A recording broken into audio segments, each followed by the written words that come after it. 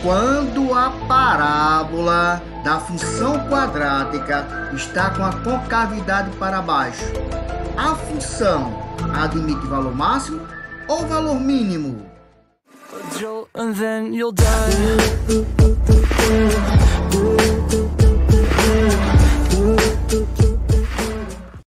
Fala galera! E aí, tudo bem com vocês? Tudo tranquilo? Tudo show de bola? Olha só, meu nome é Valderi, eu sou professor de matemática e de física, galera! Estamos aqui para gravar mais uma mega videoaula para o nosso canal. Ah, você não sabe ainda qual é o canal? Então é só me seguir aqui no Insta. Fala Valderi _. Você vai lá na bio do Insta, vê lá o link do canal, acessa aquele link, assiste as videoaulas, dá aquele ok, aquele joinha. Vai lá, galera, não se esqueça. Se inscreva no canal, divulgue pra galera. Não esqueça também de ativar o sininho. Verifique a inscriçãozinha no canal, tá? No canal, é canal, canal! Para ficar por dentro de tudo que acontece no nosso canal, galera. Então hoje vamos aqui gravar uma videoaula falando de função quadrática, pessoal. Então dessa nossa função quadrática, vamos tirar essa duvidazinha de valor máximo e valor mínimo e ver como é que se encontra as raízes da função quadrática, certo? Vamos nessa? 1 hora depois, 2 horas depois, 3 horas depois. Então fala galera, então aí vamos lá galera, ver a função quadrática ou a função polinomial do segundo grau. Então para eu ter boa noção dessa função quadrática, primeiro eu tenho que lembrar que para que essa função seja quadrática, esse valor de A, ou que a gente chama de coeficiente de x ao quadrado, esse A ele tem que ser obrigatoriamente diferente de zero, pessoal. Por quê? Porque se A for igual a zero, vai eliminar toda essa primeira parte aqui, ó. Então, se eliminar essa primeira parte, ela deixa de ser do segundo grau. Passa a ser função polinomial do primeiro grau. É mesmo, é? Portanto, A e o B pode ser zero? Pode. O C pode ser zero? Pode. E o A? A não pode ser zero, galera. Esse C também é conhecido como termo independente, ou aquele ponto em que o gráfico toca ao eixo Y. Vamos lá, já já a gente vai falar do gráfico. Primeiro, vamos lembrar aqui como é que se determina os zeros ou raízes. Olha, zeros ou raízes da função quadrática. Por que é chamado de zeros? Porque são os valores de x que a gente vai encontrar, que é o x1 e x2, que torna a função igual a zero. Quando você substitui na função, o resultado vai dar zero. Então, para a gente determinar esses zeros ou raízes, temos alguns passos a seguir na função quadrática. Primeiro, vamos falar do discriminante. Quem é esse discriminante da função quadrática? Não sei. Discriminante, gente, nada mais é do que o famoso delta, certo? Discriminante é o delta. O discriminante da função quadrática é o delta.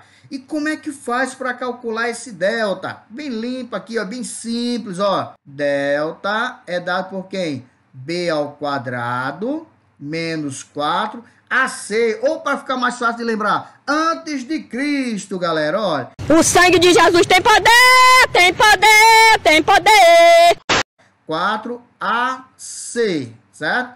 Isso aqui, no caso, é o nosso discriminante, ou seja, o nosso famoso delta. Então, o delta é o discriminante da função quadrática. Com esse delta, a gente vai lembrar o seguinte. Se o seu delta que você calculou aí for maior do que zero, isso implica que as duas raízes x1 e x2 vão ser distintas. Ou seja, uma vai ser diferente da outra. Logo, representando graficamente, né, você analisando lá no gráfico da função quadrática, é quando ela, no caso, o gráfico vai tocar em dois pontos no eixo X, tanto com a concavidade para cima ou com a concavidade para baixo. Isso se delta for positivo. Se delta que você calculou for igual a zero, também vai ter raízes. Ou seja, vai ter o x1 e x2. só que as duas raízes são iguais, certo? x1 vai ser igual a x2. E como é que fica o gráfico dessas raízes? Se delta for igual a zero, como a gente disse, só tem praticamente uma raiz, né? Porque as duas vão ser iguais. Isso quer dizer que o gráfico vai tocar em apenas um ponto, certo? Olha, só vai tocar em apenas um ponto do eixo x, ok? E se delta, vamos lá, se delta for negativo, você calculou o seu delta aí e foi negativo. Isso quer dizer o quê? Que não vai existir x1 e x2. Só que lembrando que tudo isso aí é pertencente aos reais, ou seja, não vai existir raízes reais, viu, pessoal? Para todos aqui, olha, seriam raízes reais. Então, para ficar com o nosso espaçozinho aqui, vamos só tirar isso aqui, tem que ser raízes reais mesmo. E aí, como seria a representação do gráfico? Então, no gráfico aqui, ó, vou colocar aqui concavidade para cima e concavidade para baixo. Nos gráficos ficariam assim, ó. A gente representar aqui, ó. Se delta for negativo, não vai existir raízes reais, ou seja, não vai ter x1 nem x2, então ele não toca no eixo x, ó. Não vai tocar no eixo x. Portanto, recapitulando, delta sendo positivo, vai ter duas raízes, que vai ser o x1 e x2, ó, vão tocar duas vezes no eixo x. Se delta for igual a zero, só vai ter um ponto de intersecção, então só vai tocar uma vez no eixo x. E se delta for negativo, não vai existir raízes reais. Nos reais, tem que lembrar sempre disso, porque nos complexos pode existir. Bom, aí você encontrou o discriminante, que é o delta, já analisou a situação do delta. Agora a gente precisa encontrar o quê? O x1 e x2. Para isso a gente vai utilizar a famosa fórmula de Bhaskara, galera, olha. Fórmula de Bhaskara, certo? Olha, fórmula de Bhaskara. Como é a fórmula de Bhaskara? Quem lembra? É só fazer, ó, x, que são as raízes que você vai encontrar, vai ser igual. Aí nós temos menos b, né? Esse menos aqui já faz parte da fórmula. Mais ou menos, porque você vai pegar uma parte para o mais, vai ser uma raiz, e a parte do menos vai ser outra raiz. Mais ou menos a raiz de delta sobre duas vezes o valor de A, que é esse A que está aqui na frente. Então, essa aí é a fórmula de Bhaskara. Então, você vai primeiro encontrar o delta, que é o discriminante. Quando você encontrar esse discriminante, aí você vai lá e substitui na fórmula de Bhaskara para determinar x1 e x2. Ah, essa é a única maneira que a gente tem de encontrar as raízes? Não, você também pode usar uma relação, né, outra relação aí, que a gente vai chamar de relações de Girardi, certo? Relações de Girardi. Relações de Girardi. Girardi. Pronto. Relações de Girardi. Quem são essas relações de Girardi que você está falando aí? Gente, é o famoso soma e produto. O famoso soma e produto. É só fazer aquela relação de soma e relação de produto. Olha. Soma e produto. Como é essa relação de soma e produto? Soma, no caso, é x1 mais x2, ou x', x2', né? Que é dado por quem? Menos b sobre a, ou seja, o oposto de b aqui, ó, sobre o a. E o produto que é x1 vezes x2, que é igual a c sobre a. Então, soma é menos b sobre a, e o produto vai ser c sobre a. Simples assim, usar essas relações de Girardi na função quadrática, ou a nossa famosa função do segundo grau. Vou fazer o seguinte, vamos ver na prática como é que isso aqui funciona? Vamos lá. Olha só aí, ó, no exercício 1, foi do Enem 2013. Enem 2013, o que é que diz aí o Enem 2013? Ó, a parte interior de uma taça foi gerada pela rotação de uma parábola, então a parábola girando no eixo, né? Em torno de um eixo Z, certo? Ó, todo aqui de um eixo Z qualquer, ok? Vamos chamar esse aqui de eixo Z. Conforme mostra a figura, tá aí a figurinha. A função real que expressa a parábola, ou seja, a função que representa a parábola dessa taça aí, no plano cartesiano da figura, é dado pela lei. Olha aqui, galera, ó. Aqui é a nossa função, certo? Vamos usar essa função para trabalhar. Uma função quadrática, né? Ó. Por quê? Porque o maior expoente de x é 2, ó. Função quadrática. onde C é a medida da altura do líquido contido na taça. Um detalhe, C já é a medida da altura. Se a gente for observar aqui no desenho, né, olha, C está aqui, olha, é a medida da altura, daqui no caso, olha, do líquido contido na taça. Então, a gente vai chamar essa altura aqui, olha. Essa altura já vai ser a distância de 0, que é a origem do plano, até o C, ou seja, a altura é o próprio ponto C, representado pelo ponto C. Já é um detalhe bom para a nossa questão aí, para a resolução. Em centímetros. Sabe-se que o ponto V, está aqui o ponto V, esse ponto V é chamado de vértice. É o vértice da parábola. Na figura representa o vértice da parábola, localizado sobre o eixo X. Um detalhe, a parábola está tocando em apenas um ponto. Se toca em apenas um ponto, já matou aí a questão, galera. Se toca em apenas um ponto da parábola, então já sabemos que delta vai ser igual a 0. Já morreu aí, ó. Nessas condições, a altura do líquido contido na taça em centímetros é... A altura do líquido contido na taça, ele não já afirmou que é o valor de C, ó? É o valor de C, olha. A altura é o valor de C. Para isso, é só a gente pegar aqui agora e calcular o delta. Como delta, que no caso é o nosso discriminante, que é dado por quem? B ao quadrado menos 4 antes de Cristo, para ficar mais fácil. Ou seja, AC igual a 0. Então, quem é o nosso B na função? Ó, B aqui no caso é menos 6. Ó. Então, vai ficar menos 6 ao quadrado menos 4 vezes o valor de A. O valor de A na nossa função é 3 meios. Então, 3 sobre 2. Vezes o valor de C, que é o próprio C. Isso tudo igual a 0, certo?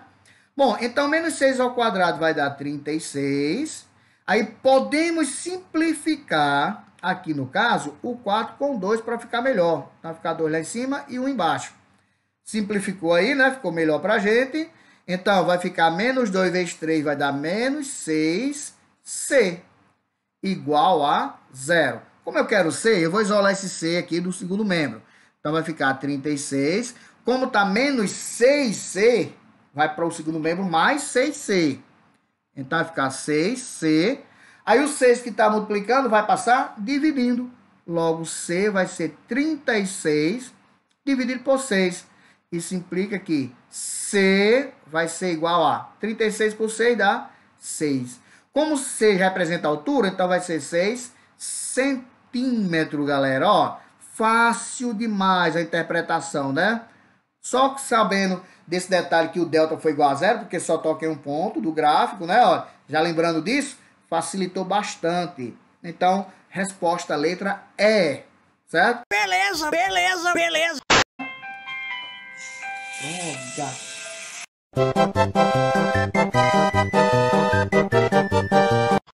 Agora vamos falar da parábola, certo? Falar da parábola da função do segundo grau. Aí agora a gente vai tirar aquela duvidazinha do início, né, do nosso vídeo aqui, galera. A dúvida era se o valor aí da função vai ser máximo ou mínimo, se a concavidade for para baixo, certo? Ou para cima também. Então, na parábola, né, que é essa curva em azul, o gráfico é só essa parte em azul.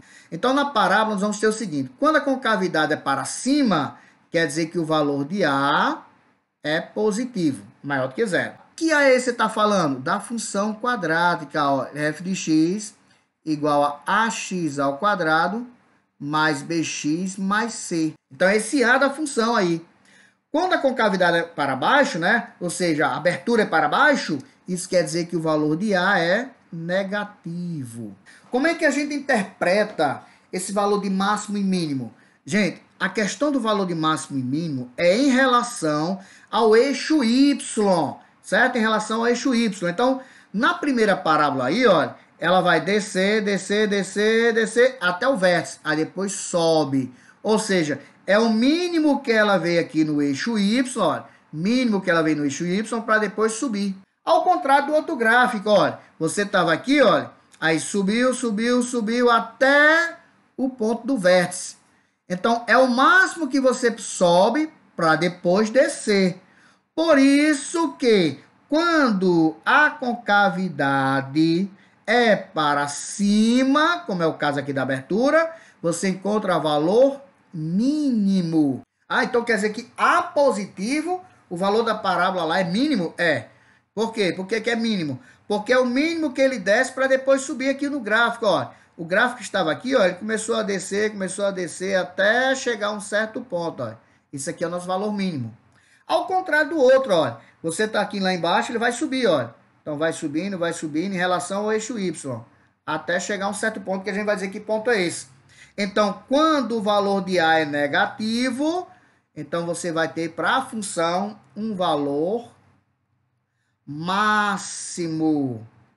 Então, respondendo a nossa dúvida, quando a concavidade é para baixo, né? Ou seja, que A é negativo, então o valor da função é máximo. Você vai encontrar valor máximo, certo? Aí você diz, mas quem é esse valor máximo e quem é esse valor mínimo? Vamos lá. Gente, como a gente tem aqui o vértice da parábola, então nós temos destacado aqui, ó, x do vértice, que é no eixo x, e y do vértice, ó, que é no eixo y. Mesmo jeito. Aqui na segunda nós temos aí x do vértice, e aqui nós vamos ter y do vértice, certo? Os pontos destacados, vamos destacar aqui os pontos. Quando o gráfico toca o eixo y, como está aqui, ó, tanto na primeira como na segunda, vamos considerar que passou aqui na origem, na segunda. Quando toca o eixo y, representa o valor de quem? Tocou o eixo y, representa o valor de C, galera, ó. Então, aqui é o valor de C, como já fizemos na questão anterior, né? E aqui também vai ser o valor de C, onde se encontra a origem aqui, certo? Beleza? Mas quando ele toca o eixo X, representa o valor de quem, ó? Tocando aqui o eixo X, tocando aqui o eixo X. O eixo X aqui dizemos que é na origem, e o outro aqui distante da origem. Portanto, esses valores que está sendo representado aí, no caso, vai ser as raízes x1 e x2. x1 aqui vai ser na origem, né? Aqui do mesmo jeito, ó, x1 e aqui é o x2. Então, tocou no eixo x, são as raízes, x1 e x2. Tocou no eixo y, é o valor de C, que é o termo independente, certo? Aí você diz, mas como é que se calcula as coordenadas desse vértice? Então, vamos falar aqui, ó, coordenadas do vértice. Que são só as coordenadas do vértice? Então, aqui no caso, o vértice, nós teríamos no nosso vértice, que é o V, que está ali representado, o x do vértice e o y do vértice, certo? Então, como é que se calcula cada um deles? Vamos começar pelo x do vértice.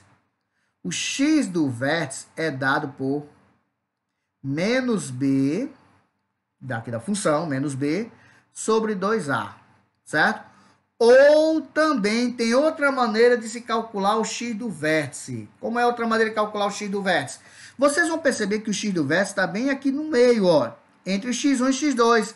Então, o x do vértice também pode ser a média aritmética das raízes, x1 e x2, ó. Soma x1 mais x2 e divide por 2. Assim eu calculo o x do vértice, certo? Aqui é para calcular o x do vértice. Aí você diz, e para calcular o y do vértice? Também é fácil, olha. Y do vértice é dado por menos delta, aí aqui eu teria que calcular o delta, olha, menos delta sobre 4a. Bicho, vai ter que calcular esse delta e tudo. Mas você também pode fazer o seguinte, como o x do vértice é o mais fácil de se calcular, né? Você pode calcular o x do vértice e substituir. Então, y do vértice também pode ser dado por quem? Y do vértice substituindo o x do vértice na função. Se você substituir o x do vértice na função, você vai encontrar o y do vértice da função. Então, basta substituir x do vértice, que é mais fácil de encontrar, na função, que aí você já está encontrando quem? O y do vértice. Aí você diz, como é que eu faço para diferenciar valor máximo e valor mínimo aí dessas fórmulas? Olha só. Como é que eu calculo o valor mínimo? Y do vértice, porque vocês estão percebendo que é no eixo y.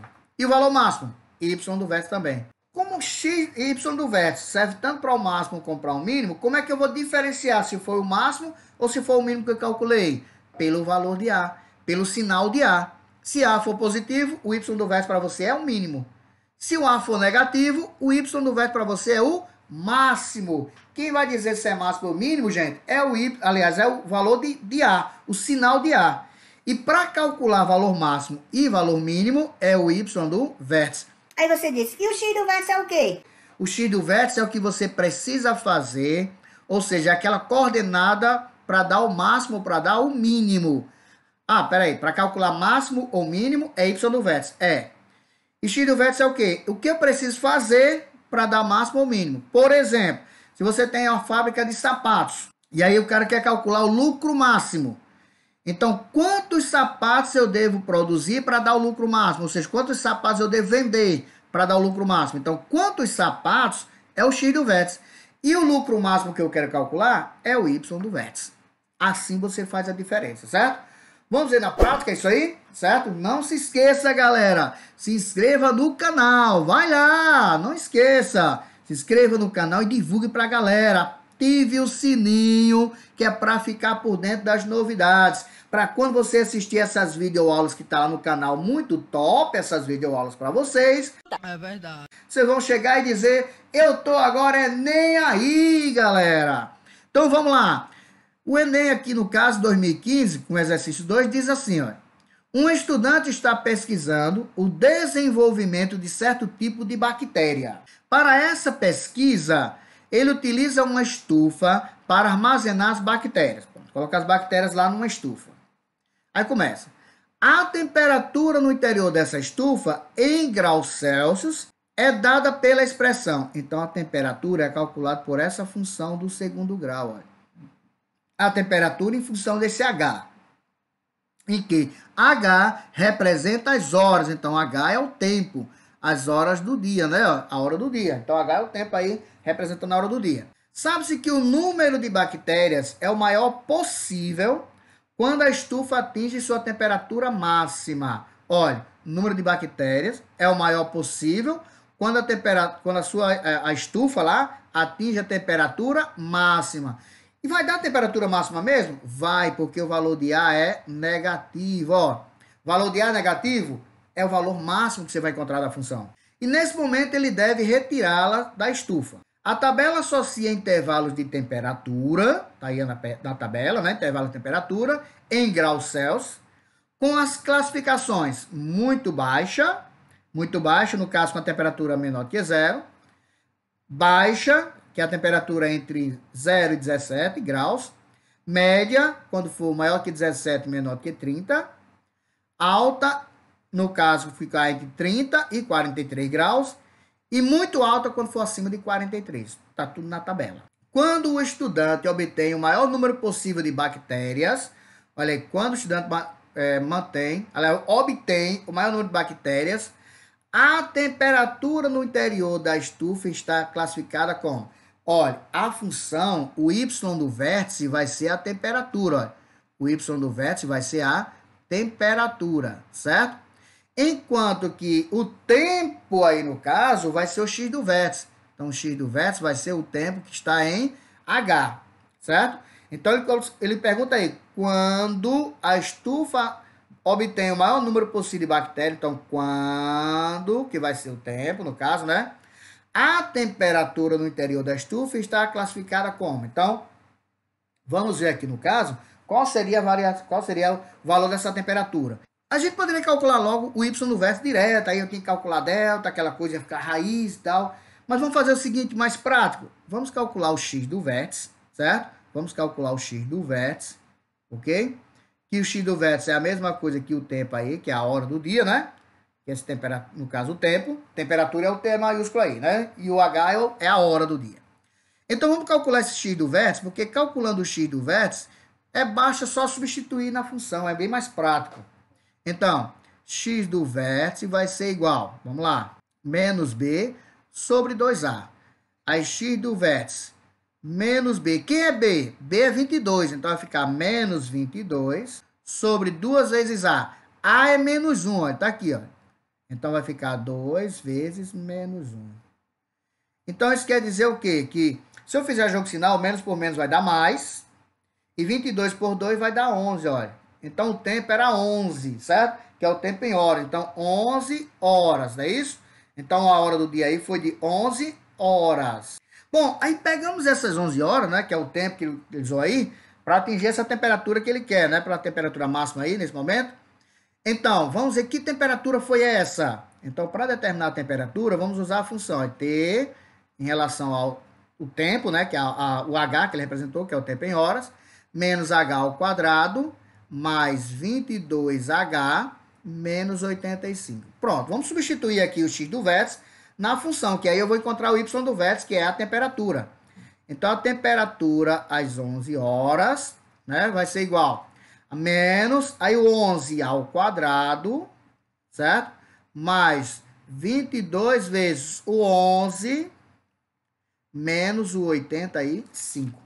Então, a temperatura às 11 vai ser igual menos, porque o menos não está elevado ao quadrado, porque estava fora, só quem está elevado ao quadrado é o H, que é o 11, que vai dar 121, mais, aí 22 vezes 11, que vai dar igual a 242, né?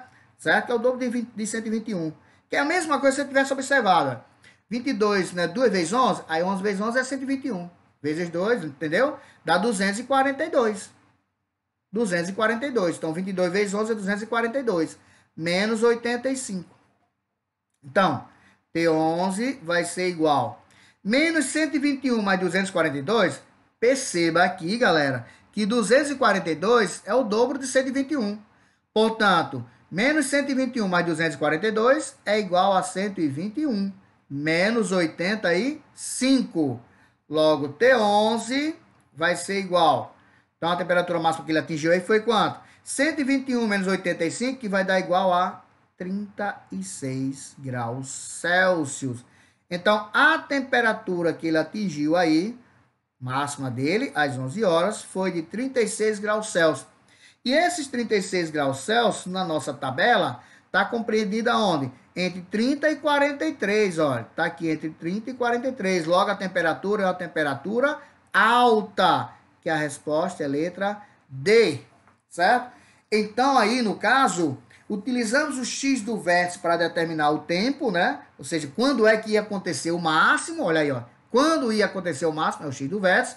E a temperatura máxima é o y do vértice, que foi 36 graus Celsius. Bastou substituir o x do vértice na função. Simples assim. Função quadrática, galera, é só questão de prática, certo? Agradeço a todos pela atenção. Até o próximo encontro e me siga no Insta. Vai lá!